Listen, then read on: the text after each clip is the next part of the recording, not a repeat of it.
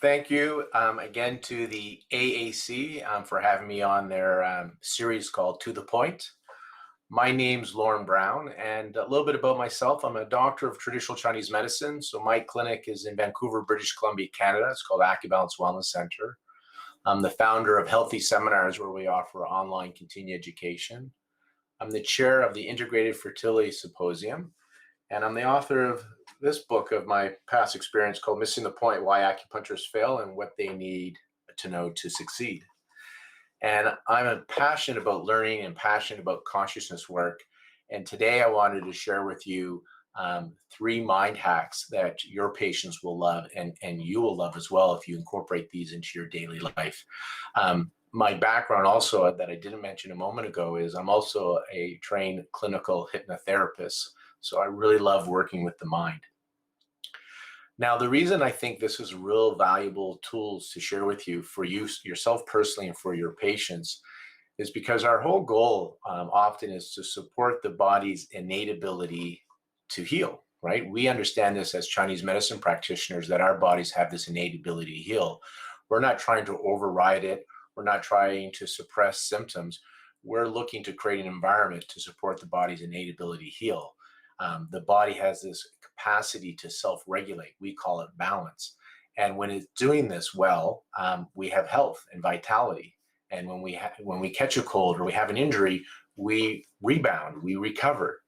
And if our body loses this ability to self-regulate, this ability to heal, then we get a cold or we get an injury, but then we see this with our patients, they don't heal, they don't recover.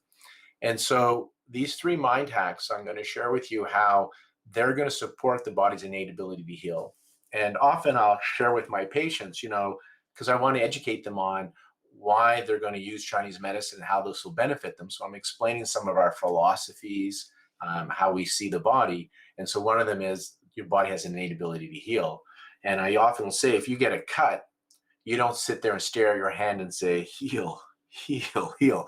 No, your body knows how to do this on its own. It can do this.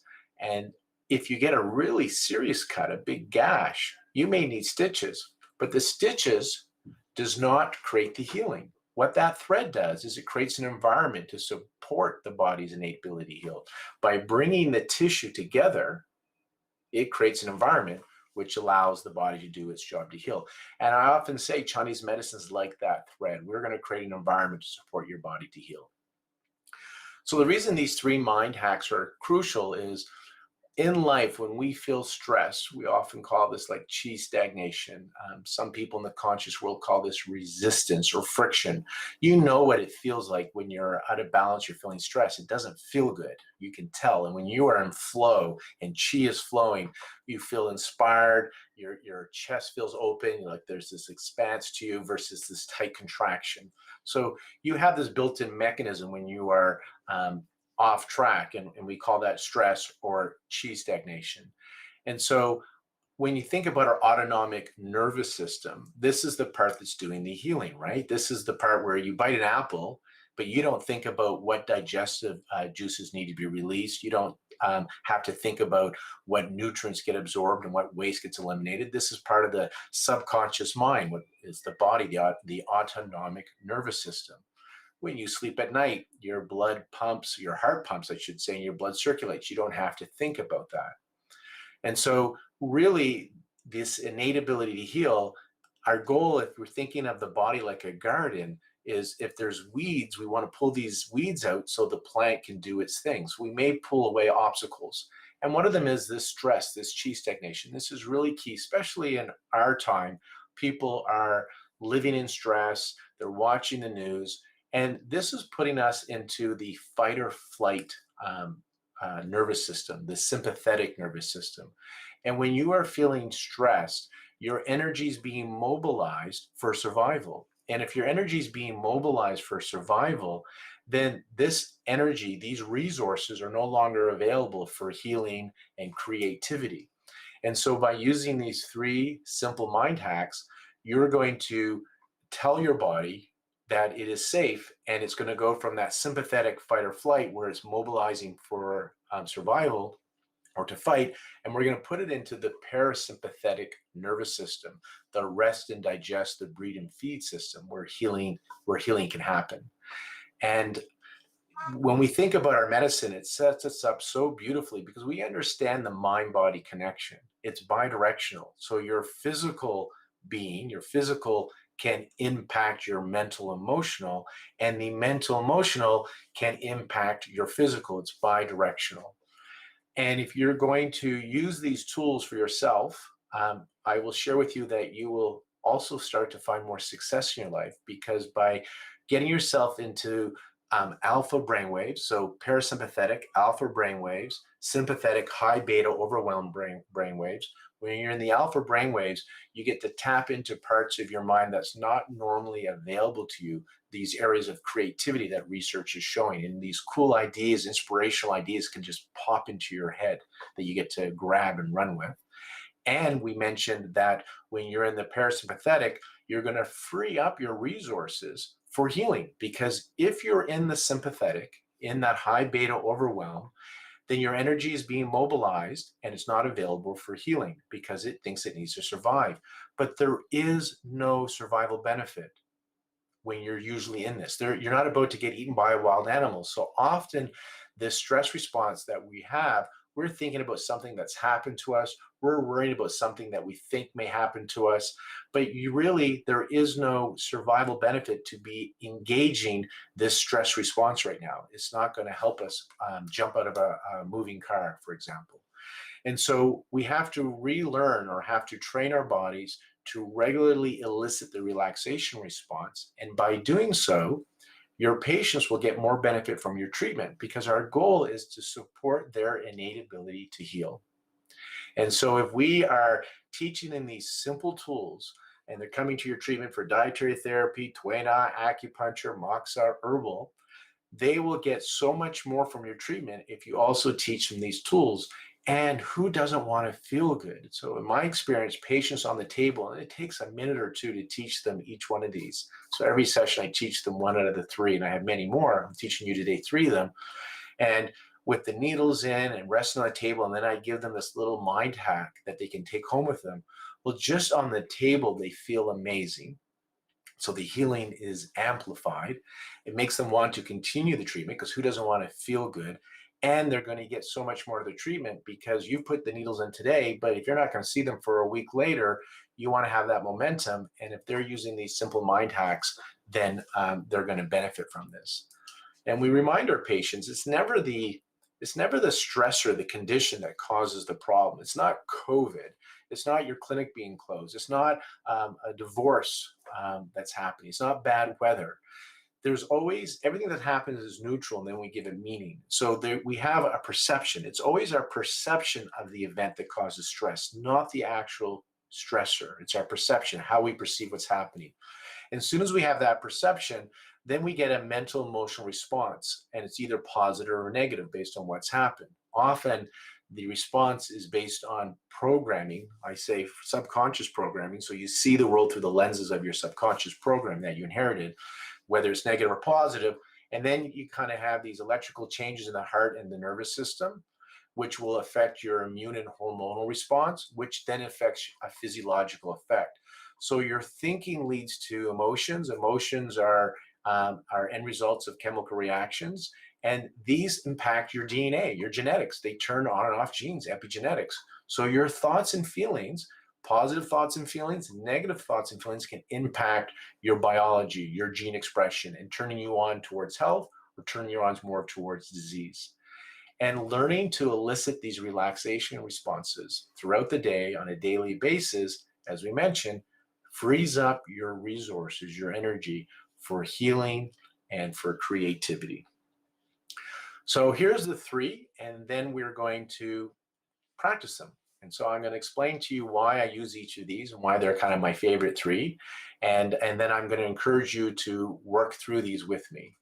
The intention I'll set out is that these are simple, they are powerful, and they are effective. Everybody likes the powerful and effective. The simple, ironically, simple often has the risk of being ignored or dismissed because they are so simple. In our life, things need to be difficult. We need things to be complicated. And my practice, why I think I kind of skip around the room, is I don't do complicated. So if you like complicated as a patient or as a student of mine, you don't tend to gel with me. We don't resonate because my frequency is about simple. I want things to be as simple as possible. And so these are going to be very simple. So the first one we're going to talk about is just called shaking it out. And there's been some research on this. There's some books written on this. And interesting enough, the author of the book, I think it's The Tiger Tail, but it's skipping my mind. But that does not matter. I'll still teach you the technique and why we want to shake it out. When you go into this fight or flight, you're in high beta, you're in overwhelm, you're in the sympathetic nervous system. The energy is being mobilized. This is a massive amount of energy.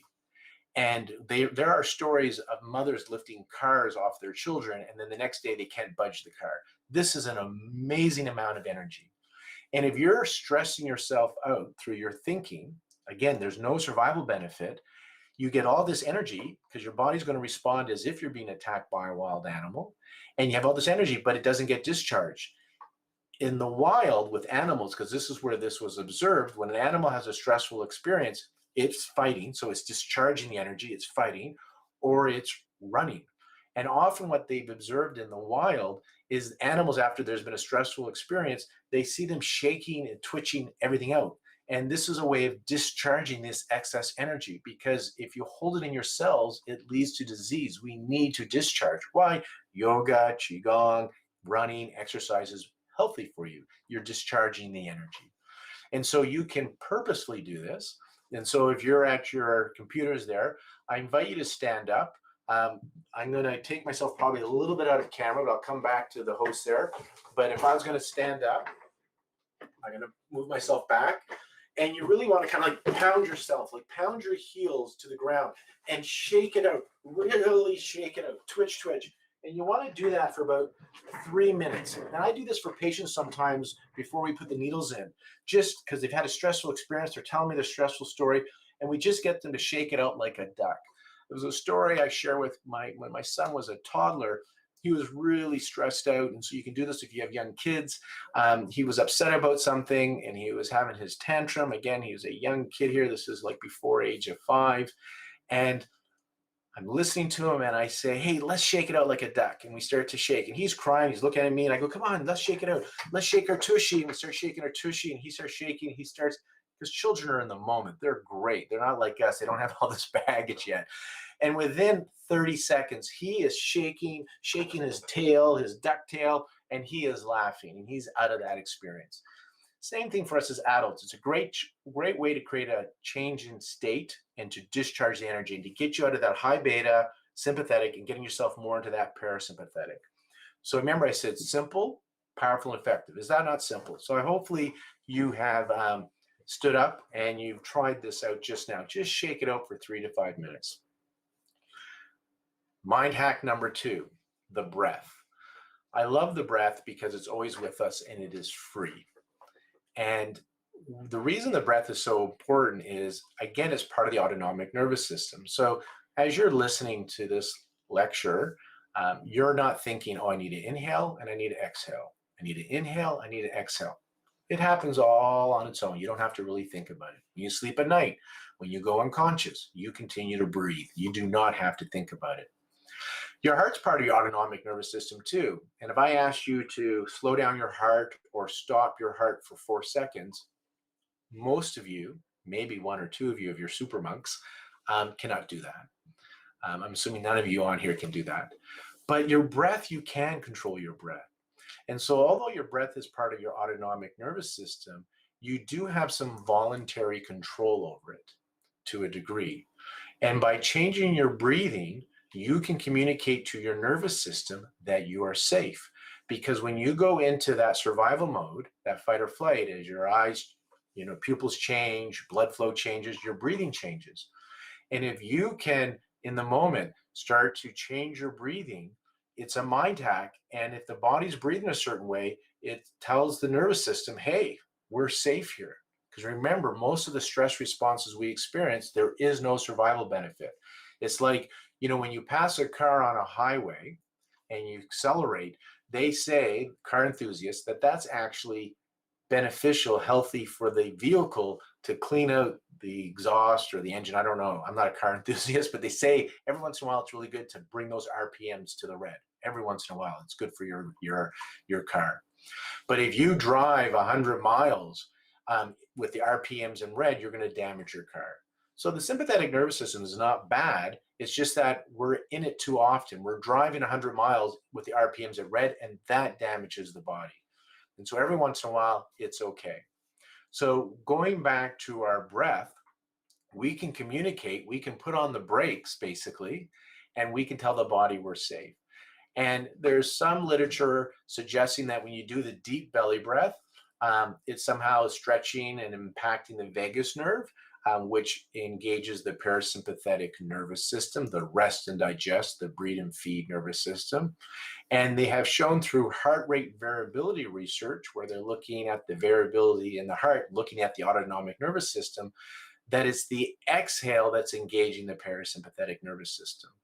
So the breathing technique that I use, I first learned, and it's a version of box breathing that I learned from Dr. Andrew Weil, who is a integrative MD. We spoke at a conference together many moons ago at UBC, and he taught a version of this, and I've modified it because of the research of the long exhale is engaging the parasympathetic.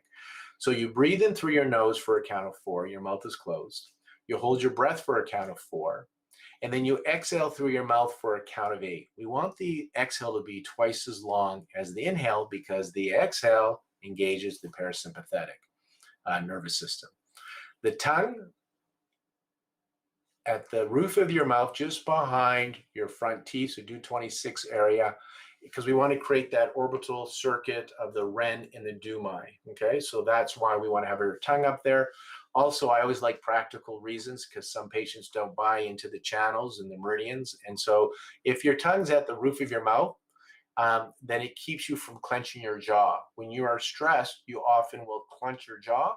And if you put your tongue gently at the roof of your mouth, your lips are closed, your teeth will have a little bit of separation, and that will relax your jaw as well.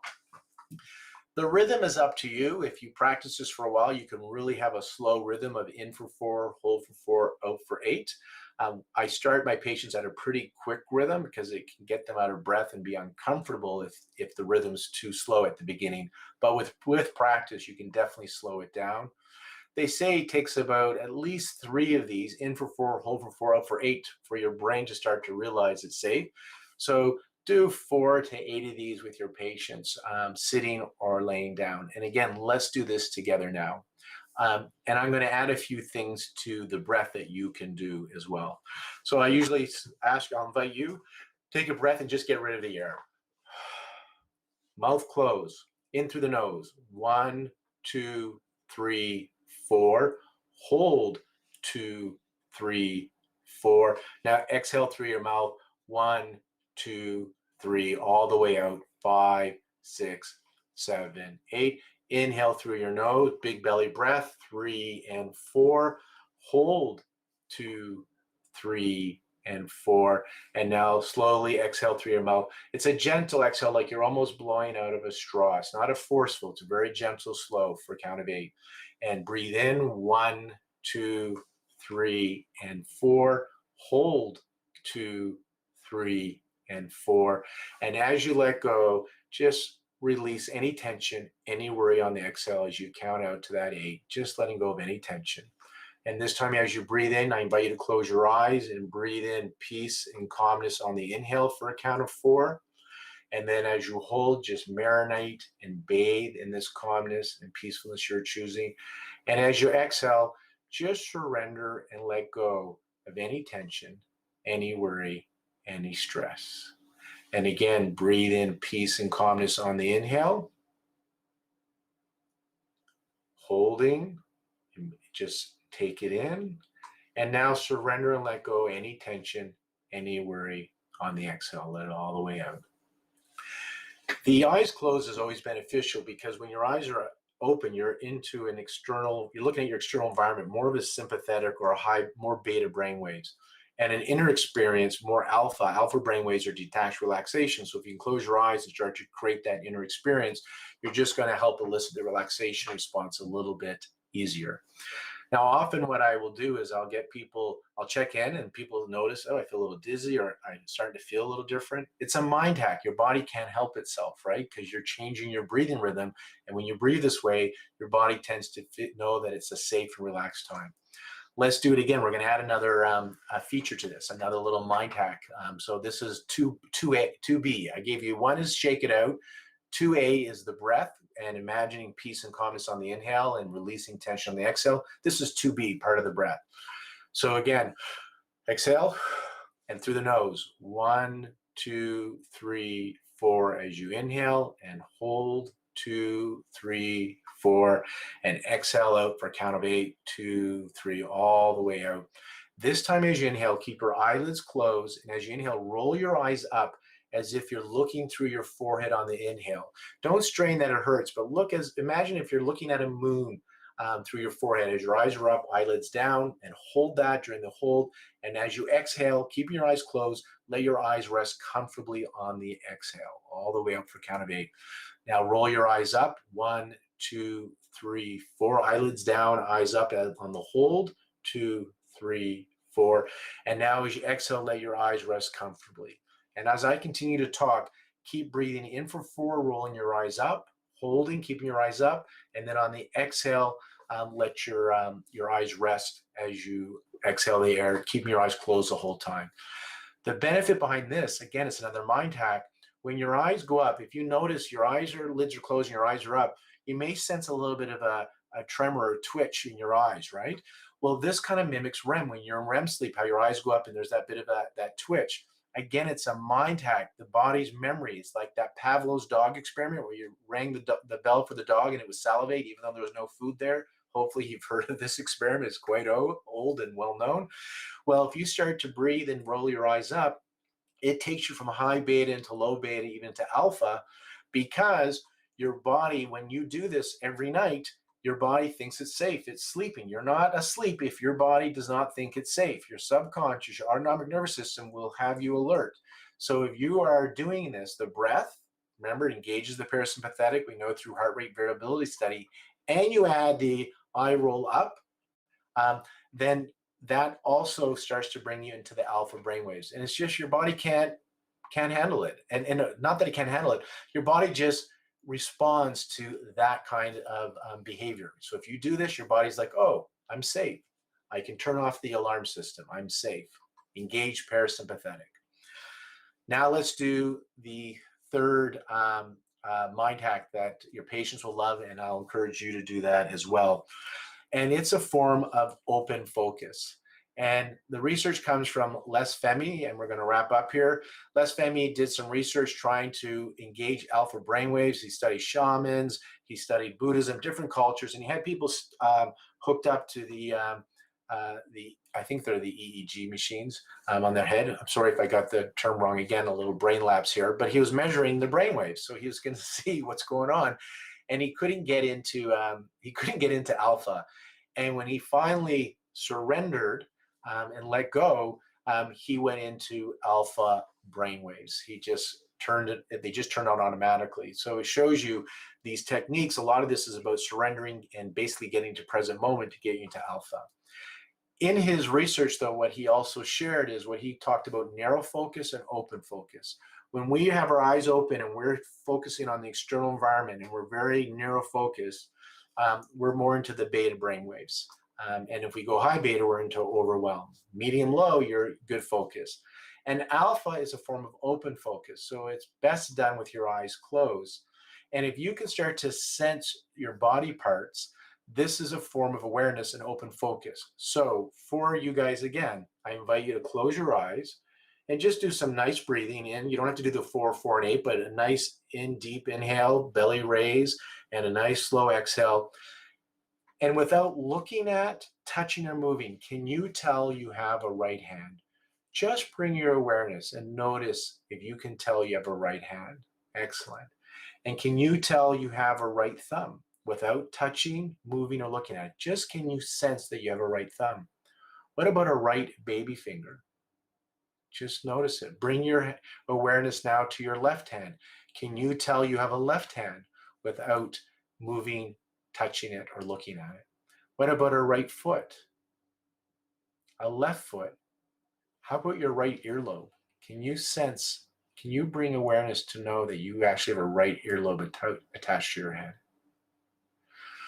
And if you're really stressed, it's going to take a while to feel these things if you're in high beta. This is an open focus inner awareness. And again, it's another mind hack, because if you start to sense your body, then you're going from externally referred, looking into your environment, and you're going inside. And the practice of going inside is an open focus, and it's more of a low beta, alpha, theta brainwave activity. And now you're engaged in the parasympathetic nervous system. And from here in my practice, I jump off and do belief change work, because once I can get them into alpha, then they are now in that suggestible stage. They're in that state of ability to heal, and you've now allowed the innate ability to heal to, you've amplified it. And so just like when you're putting your acupuncture needles in, by the way, acupuncture for most induces the alpha theta. They get that acubuzz, so you're inducing that already. For some patients, they get stressed out and don't like acupuncture. You're inducing high beta. So some people don't respond to our needles. You know this, right? Majority do. And if you bring in the shake it out, if you bring in the breathing technique, if you bring in the open focus, and it only takes moments, then you're going to enhance their innate ability to heal, their ability to self-regulate. And then if you encourage them to do this several times a day throughout the week, they are going to benefit so much more from your treatments, because the autonomic nervous system is going to have more energy and resources available to them. And their creativity. It's amazing what happens to creativity. And this is why meditation is becoming so much more popular amongst entrepreneurs, is we've learned that by quieting the mind and engaging the alpha brainwaves, we can tap into areas of creativity. And you don't need to go to Burning Man and take psychedelics to tap in there, like some of the billionaires have done in the past. And now you can do it without the residue of those drugs. You can sit there and tap into creativity, areas that aren't normally available to you. And bottom line, you just start to feel happy. Who doesn't want to feel happy, have that peace and calmness? Anyways, that's the wrap for today. Check out my website at healthyseminars.com. I have lots of online courses there. And also you can check out my website, laurenbrown.com, for more of this conscious work. And I want to remind you, next up on To The Point is Jeffrey Grossman. So please make sure you tune in, and hopefully you'll pick up a copy of my book, Missing the Point. And thank you for listening, and please practice these 3 mind hacks. Your body will love you for it, and so will your patients.